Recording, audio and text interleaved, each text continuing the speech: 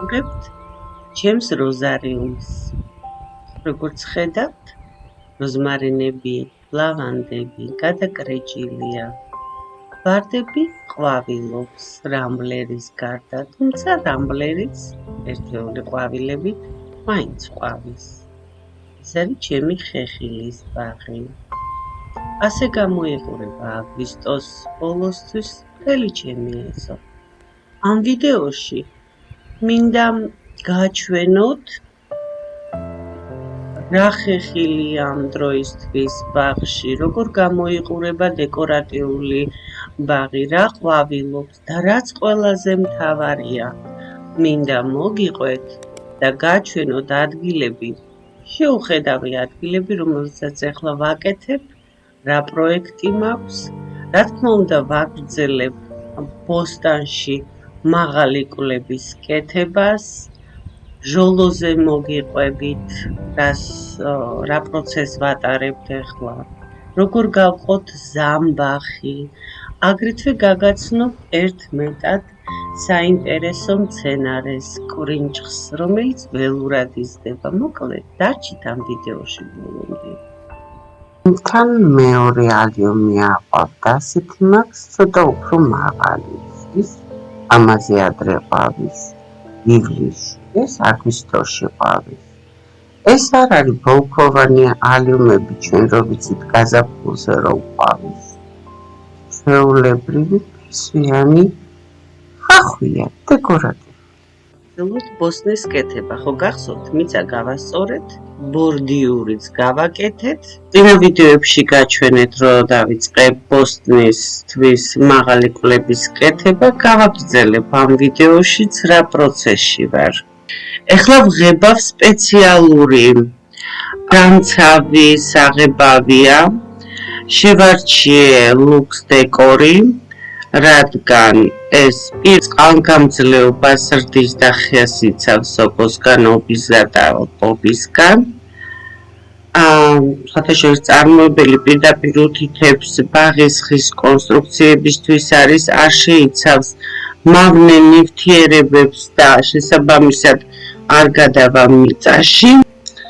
ანუ შემადგენლობა არის აკრილის ფისებისა ბუნებრივი ცვილების საფუძველზე და სადღაც 3 წლამდე წარმოებლის აღწერით 3 წლამდე იცავს ხეს. წავუსვი ორფენად 12 საათი უნდა სრული გაშრობისთვის და გამოვიდა საკმაოდ კაი მუქი ფერი. დიდი გრძელი აფიცარი გაჩვენეთ, თავში ორი მაქვს ესეთი, თავში და ბოლოში ესენი გადავჭერი, ამით უნდა დავამაგრო და აგრეთვე შუაში, რომ ჩაყრილმა მიწამ არ გაწიოს, გაბეროს ეს ჩემი კონსტრუქცია და შედარებით მყარად იდგეს. რა თქმა უნდა, ესენიც შევღებე. ვფიქრობ, რომ ამის შემდეგ ამ სიგრძე კონსტრუქციებს აღარ ჩავდგამ, იმიტომ რომ საკმაოდ გამიჭირდა შეკვრა ამის. ამ შუალედურ დამჭერ ფიცრებს შორის დისტანცია ავიღე 1.80 მ, საკმარისია ვფიქრობ. მოვიმარაგე ინსტრუმენტები, ელექტროსახრახლისი, თარაზო, რომ გავაკეთებ, რომ გავასწორო მიწაზე, ხელით რომ ჩავხრახნო დასაწყისისთვის ეს ინსტრუმენტი და აი აქ დავუშვი დიდი შეცდომა, საკმაოდ გრძელი ავიღე ეს ჭანჭიკები, მომიწია პროცესის შეჩერება და ამაზე ორჯერ მოკლე ჭანჭიკების შეძენა.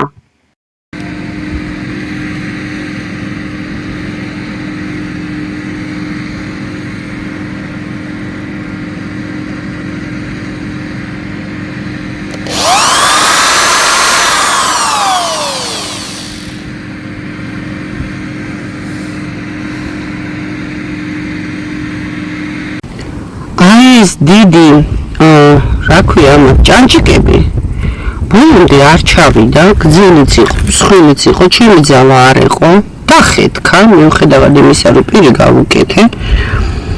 ბოლოს ჩაქუჩი დავარტყი, იმიტომ რომ ვერც ამოვიღე დრილის რევერსით.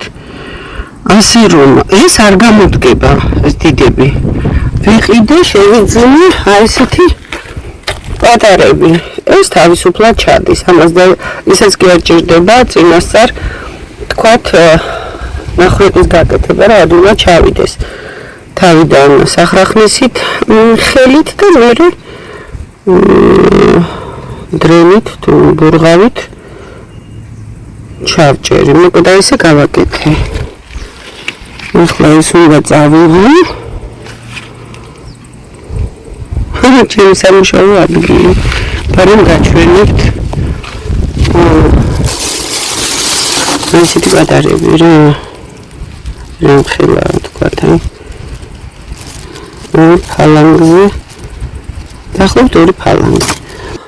ესაც შევიძინე რომ კუთხე გამეკეთებინა, მაგრამ ამით უბრალოდ კუთხეს ეს გავასწორებ დაყენებისას. ესე იგი, აქედან ხოლმე ვამაგრე, იქიდან ხო ერთი მთლიანი მაქვს მეორე მხრიდან მისამაგრებელი, ანუ ეს ერთი მთლიანი ხო დავამაგრე და ზედ ფეხები გავუკეთე დავაწვენ, ხო ამას. და მერე უკვე დადებულზე როგორ მივახრახნი დრილი სახრახნისი ხო? როგორ მივახრახნი მაგას ნახოთ. ეხლა ვსწავლობ. ამაღლებული კვლის ერთი მხარე გავაკეთე ცალკე მაგიდა რომ აქვს სამუშაო მაგიდა გაჩვენეთ მე სადაც მაქვს და გადმოვიტანე ეს უკვე დავდევი იმ ადგილზე სადაც უნდა იყოს. იქ სრულ კონსტრუქციას ვერ მოვიფიქრე, კონსტრუქციის აწყობა ვერ მოვიფიქრე და აი ესე დავამაგრე წინასწარ ჭანჭიკები იმ ადგილზე სადაც უნდა ჩავახრახნო და შევეცდები აქვე ადგილზე ჩავატარო ეს პროცედურა. რა გამომივა აუცილებლად გაჩვენებთ. ეს პროცესი რომ დავამთავრე, აქეთ გამოხედვა აღარ მინდოდა და გადავერთი ჩემს საყვარელ საქმეზე. ეხლა მოგიყვებით და გაჩვენებთ ჩემ ჟოლოს და რა არის ჟოლოსთვის საჭირო. მე მაქვს ჟოლო კაროლინა, რემონტანტული, ანუ ორმოსავალზე მუშაობს ეს რემონტანტული ხილი. მე ვუშვებ მხოლოდ ერთ მოსავალზე, ანუ აგვისტოდან ყინვებამდე. ამ პერიოდში აუცილებელია სისტემატურად მორწვა, მას უყვარს ტენიანი ნიადაგი, ღორმუცელა, კვება სჭირდება, ბიოლოგიური საკვები მიეცით. მე ვიყენებ ბალახის ნაყენს და ამასაც მაქვს ვიდეოები ჩაწერილი. კიდე კრეფა იმიტომ არის საჭირო, რომ ჩამოყრილი ნაყოფი ჩნდება მატლი, თუ არ გინდათ რომ ჟოლოს კონდეს მატლი, ეს უნდა სისტემატურად კრეფოთ. რამდენიც არ უნდა იყოს, შეგიძლიათ უბრალოდ გაყინოთ. ცივი გაყინვის მეთოდით თუ ესეთი მაცივარი გაქვთ, ყველას გვაქვს უკვე ესეთი მაცივარი და მოიყენოთ როცა ინებებთ ან თუნდაც თუ ბევრი გაქვთ უკვე დაამზადოთ მურაბები ან კომპოტები. რემონტანტული ჟოლოს მოვლაზე მე ჩაწერილი მაქვს ცალკე ვიდეო. მივაბამ პირველ თანდართულ კომენტარში, აგრეთვე ზევით მარჯვნივ თუ გამოჩნდება გააკლიკეთ და პირდაპირ გადაგიყვანთ ამ ვიდეოზე. მაქვს აღწერა, როდის უნდა გადაიჭრას, როგორ უნდა გადაიჭრას, რითი უნდა გამოიკვებოს და აგრეთვე პატარა ხრიკი, ნაკლებად როგორ ვმარგლოთ, როგორ მოყავს საშუალებით, როგორ გავამრავლოთ მიკროორგანიზმები ნიადაგში, რომელიც ბიოჰუმუსს გამოყოფს. მოკლედ საინტერესოა, როგორც ხედავთ, საკმაოდ ჯანსაღი და ბუთხუზე ნაყოფი აქვთ. ჩემი ირმის რქა აყვავდა, როგორც იქნა სხვათა შორის ეს ირმის რქა პატარა კალმით მყავს გახარებული. ასე რომ არ შეგეშინდეთ, სადეთ გამოგივათ როგორი ლამაზია პეროვსკია რამდენი ნაყოფია სხია ჩემ ატამ დონატს ბაშლს ჰარტაფელს გახსოვთ საკმაოდ მკაცრი გაზაფხული ქონდა მოულოდნელი ყინვები მაყვას ეს კარგად ასხია მე ყინვების წინააღმდეგ რაღაც მეთოდიც გასწავლეთ იხილეთ ვიდეოები ამ ვიდეოსაც დავურთავ თუ დაინტერესდებით ნახეთ ეს გვიანი გარგარია ახსოვთ ავადმყოფობდა უმკურნალეთ იხილეთ ამის ვიდეოებიც მივიწევ წინ დამჩა ესე იგი კიდევ 3 კოლოფი გასაკეთებელი შეფებისთვის არა გამზადებული აქ პარკებშიც გაზაფხულიდან მოყოლებული კომპოსტს ვამზადებ ეხლა რასაც თიბავ მარგლი ბალახის ნაყინი მაქვს აქ უნდა ამას მოვასხამ მუყავები მაქვს განზადებული გადავაფარებ ზემოდან დავტოვებ მთელი ზამთარი და გაზაფხულზე მექნება მოყიერი ფხვიერი მიწა ესე მაქვს გეგმა გასამართლია ცოტა ის ბალახები მოსაძრობი მაგრამ ეს სამხრეთის ხარი როა აქ მუშაობა შემიძლია მხოლოდ ესე 6 საათის მერე და უმალე გამდება ისე რომ ვერ ვასწრებ ყოველ შემთხვევაში შემოდგომის ბოლოსთვის ეს მზად მექნება ისე რომ ზამთარს გამოივლის ეს ჩემი ჩაკომპოსტებული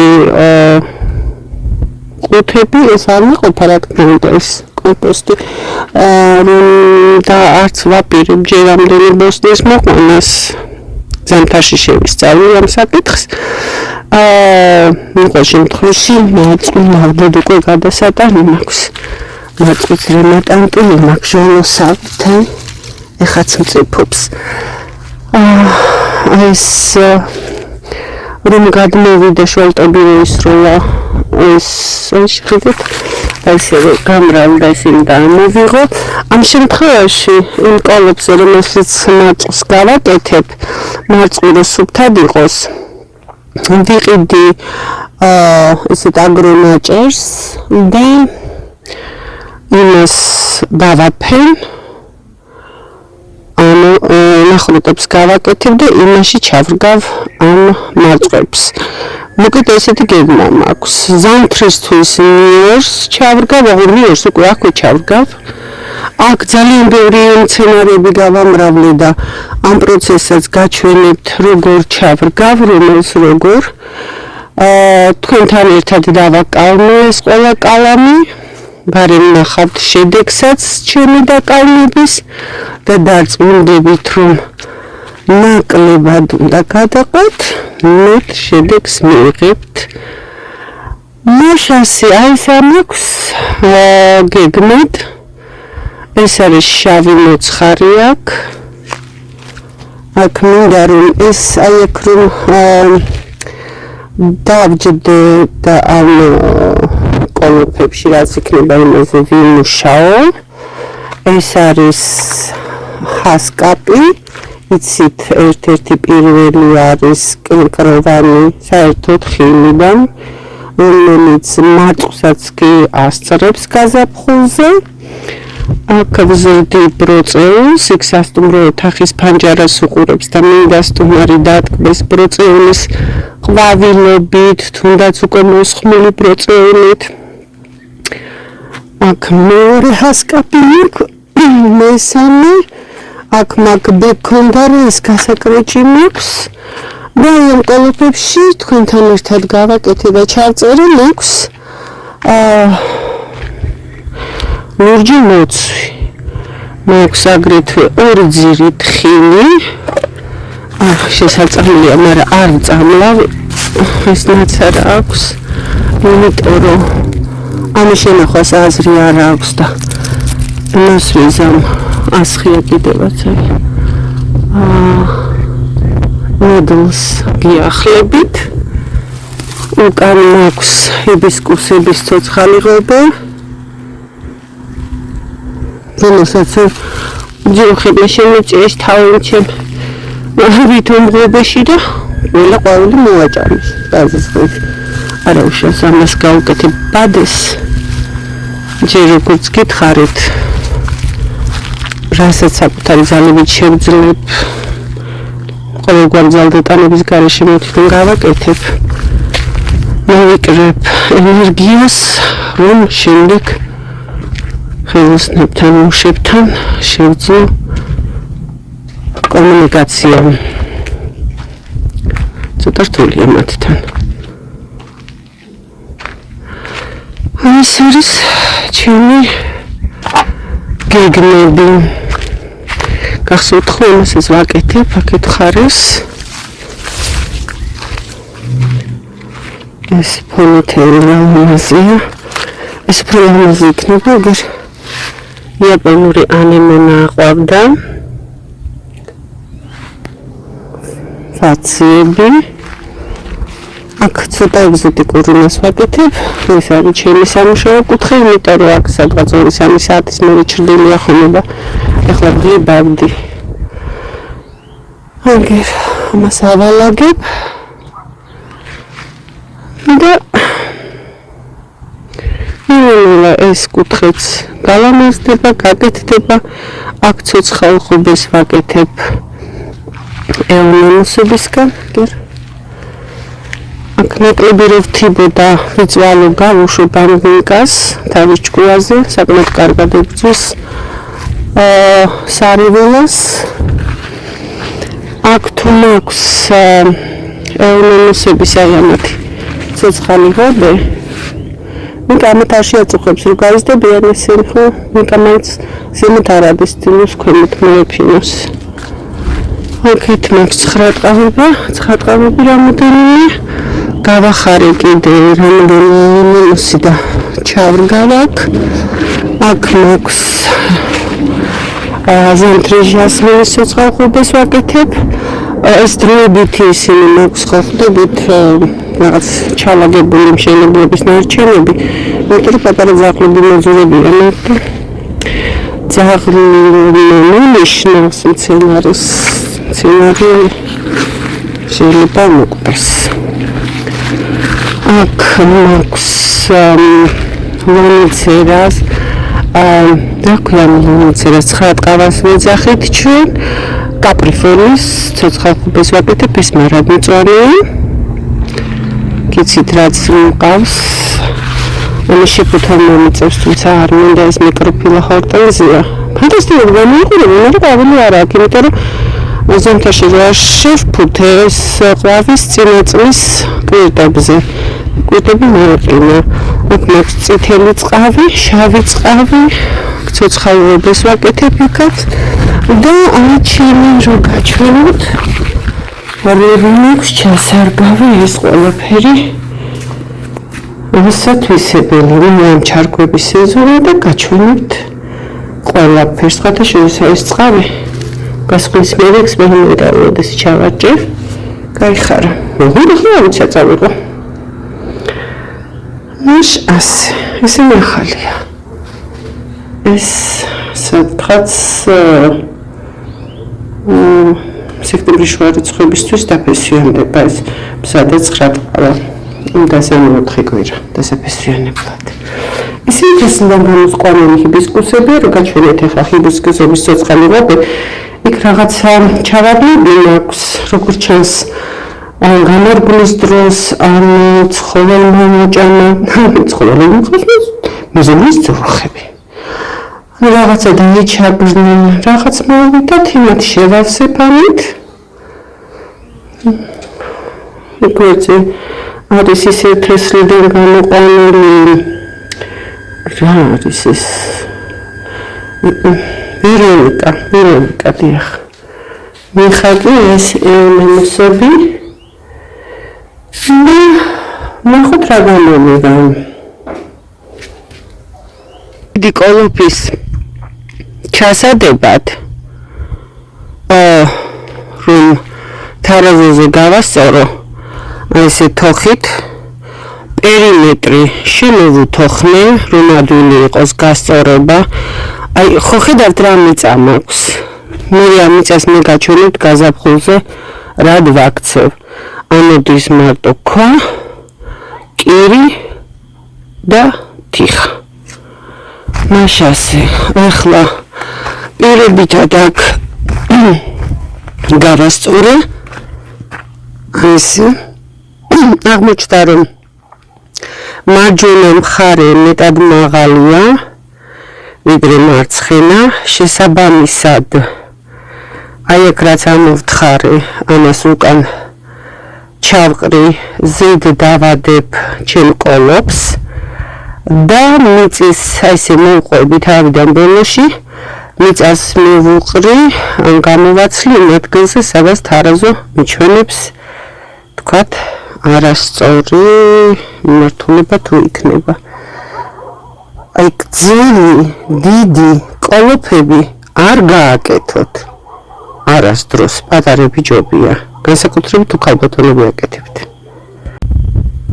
აი ესე მთელ პერიმეტრზე დავუარე და თარაზოზე გავასწორე ქვები შევულაგე ეხლა აი ეს მიწა რაც თოხით გავაფხვიერი გამიადვილდება ამის ქვეშ შეყრა ესეც გავასწორე და სიგრძითაც ვფიქრობ უკვე ყველაფერი სწორად დგას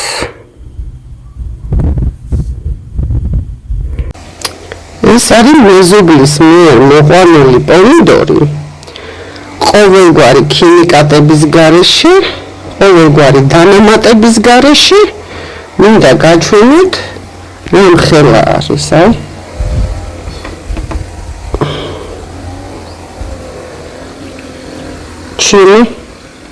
ჩემ მტერზე დიდი ასე რომ სულ არ არის საჭირო ქიმიური დანამატები რომ მიიღოთ აი ესეთი მუტანტი პომიდორი ამ პომიდორით აღფრთოვანებულები არიან ადგილობრივებიც ვინ წარმოიდგინეთ ეს თბილისელი ქალბატონის მიერ არის მოყვანილი იმდენად გემოთი ძგემრიელია გადავწყვიტე ამეყო თესლი ჩემი მომავალი ბოსტნისთვის თესლის აღება ძალიან ადვილია ქაღალდის ხელსაყრელს დავაფენთ რამეზე ზედ თესლი ამოვიღოთ პომიდორის სიბნელეში გავაშროთ გაზაფხულზე გამოვიყვანოთ ჩითილები ამასაც გასწავლით ჩემი ღობის მიღმა აი ესე ველურად იზრდება კვრინჩხი ამბობენ რომ ეს არის სიმსივნის წამალი ძალიან გემრიელია ცოტა აკლია და დამწიფდება სხვათა შორის საკმაოდ ინვაზიური მე არც აკლია დამწიფებულა რბილია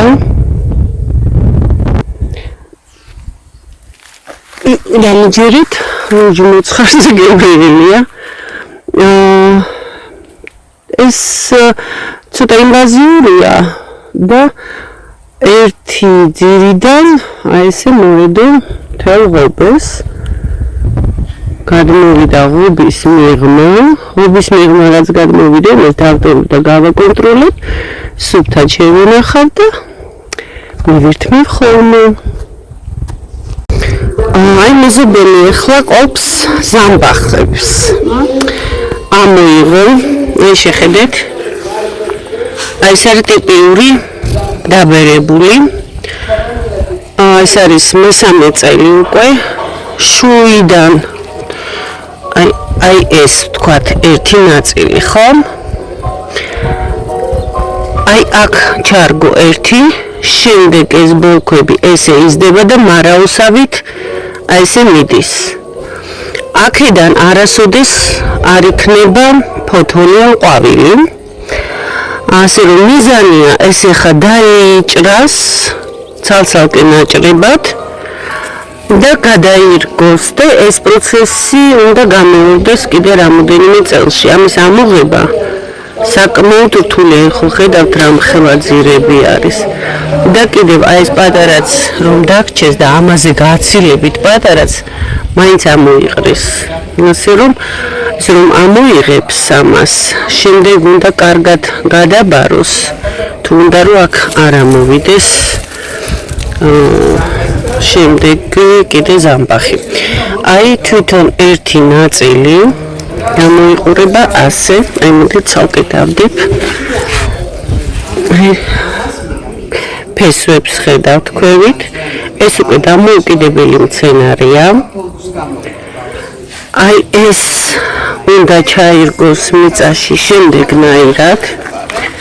აი ეს ზემოთ ეს ნაწილი ფესვებზე მიეყაროს მიწა და ეს გადაიჭრას.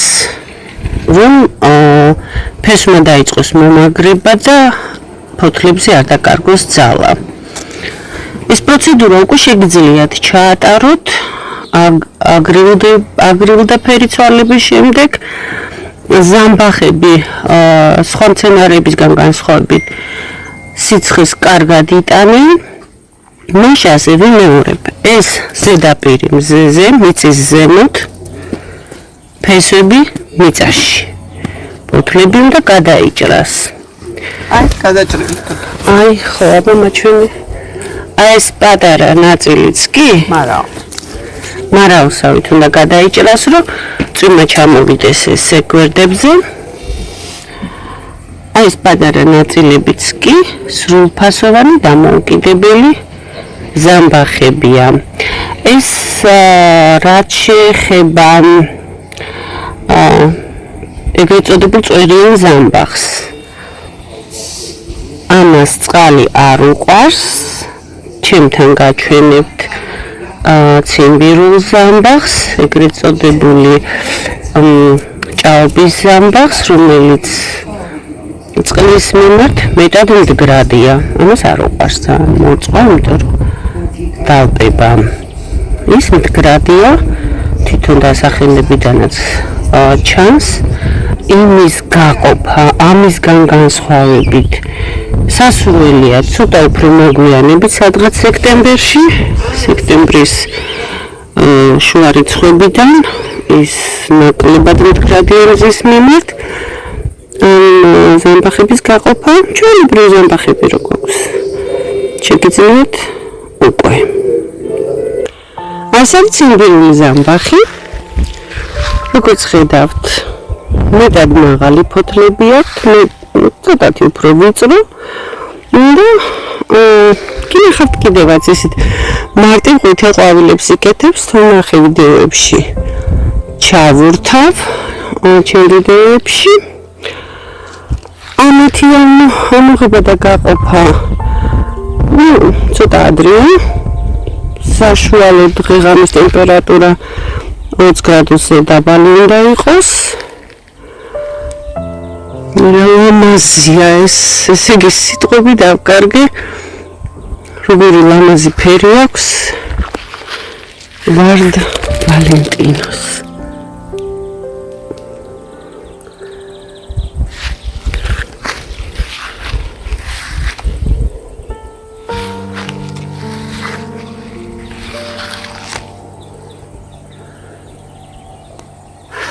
ეს რამბლერი ვარდი თუ გახსოვთ, ერთხელ ყვავილობს გაზაფხულზე, რო გავსხალი ყვავილობის შემდეგ, ეგრევე რო გავსხალი და არ დაველოდე, შეხედეთ ესე ერთეულ ყვავილებსაც იკეთებს. მაინც ასე ამბობ. იმედია საინტერესო ვიდეო გამოვიდა. ვფიქრობ საკმაოდ ინფორმატიული. და ისი ამოვნეთ არა მარტო ჩემი ბოსტონის მაღალ კვლევთან ბრძოლით, არამედ აგვისტოს ბაღის სილამაზით. ხობთ გამოიწეროთ არხი თუ არ ხართ გამომწერი. მოგეწონათ ვიდეო მოიწონეთ. თუ არ მოგწონთ, ესაც აღნიშნეთ. არხის წინსვლისთვის ეს მნიშვნელოვანია. დამიკომენტარეთ, შენიშვნები მომწერეთ. ისი ამოვნოთ უკვე აგრილებული ზაფხულის შემოდგომის ბაღით. ჩვენი შაბათის ნებართვით.